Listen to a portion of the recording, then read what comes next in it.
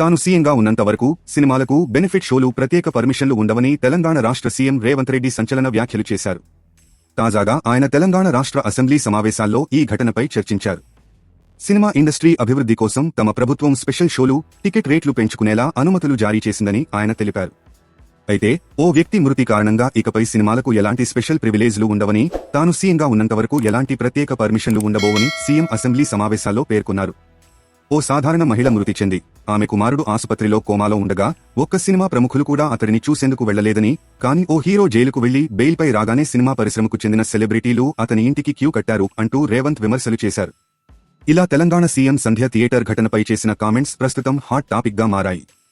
ఇటీవల Pushpa 2 cinema special premieres సందర్భంగా సంధ్య theatre వద్ద జరిగిన తొక్కిసలాటలో ఓ మహిళ మృతి చెందగా ఆమె కుమారుడు శ్రీతేజ్ తీవ్ర గాయాలతో ఆసుపత్రిలో చేరాడు. ఈ ఘటనపై పోలీసులు తమ విచారణలో భాగంగా అల్లు అర్జున్ను అరెస్టు చేసి జైలుకు పంపగా హైకోర్టు మధ్యంతర బెయిల్ జారీ చేసింది. ఈ ఘటన 2 తెలుగు రాష్ట్రాల్లో తీవ్ర చర్చనీయాంశంగా మారింది. కనీసం సినిమా వాళ్ళు ఒక్కరోజు అతను పొయ్యి వస్తే సినీ ప్రముఖులందరూ అతని ఇంటికెళ్ళి అతనికి మొత్తం ఏదో కాళ్ళు చేతులు యాక్సిడెంట్లో పోయినట్టు కన్నీళ్లు గారుస్తారు.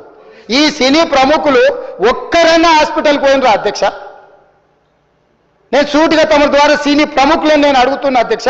తల్లి చనిపోయి 9 సంవత్సరాల పిల్లగాడు బ్రెయిన్ డెడ్ అయ్యి ఆక్సిజన్ అందక 20 రోజుల నుంచి హాస్పిటల్లా కోమాలో ఉంటే ఈ సినీ ప్రముఖులు ఒక్క రోజు కోసం పోలీస్ స్టేషన్ పోయిన ఇంటికాడ క్యూ కట్టి ప్రభుత్వాన్ని తిడుతుండ్రు, నన్ను తిడుతురు, అతన్ని పరామర్శిస్తున్నారు. ఏమైంది అధ్యక్ష? అతను కాలు పోయిందా, కన్ను పోయిందా, చేయి పోయిందా, ఏమైనా కిడ్నీలు దెబ్బతిన్నా, ఏమైంది? అతన్ని ఇంతమంది సినీ ప్రముఖులు పరామర్శించరు, కలిసిండ్రు, అభినందించిండ్రు. కానీ ఆ పిల్లగాన్ని కనీసమన్నా పరామర్శించడానికి సినీ ప్రముఖులు ముందుకు రాలేదంటే సినిమా ఇండస్ట్రీలో ఉన్న ప్రముఖులు ఏం ఆలోచన చేస్తుండ్రో, ఏం కోరుకుంటుండ్రో నాకైతే తెలియదు. 100% जो भी अकबरुद्दीन ओवैसी साहब ने जो मुद्दा उठाए वो मुद्दा के लिए मैं ये बात कह रहा हूं, सचमुच बोल रहा हूं, ये शर्म की बात है.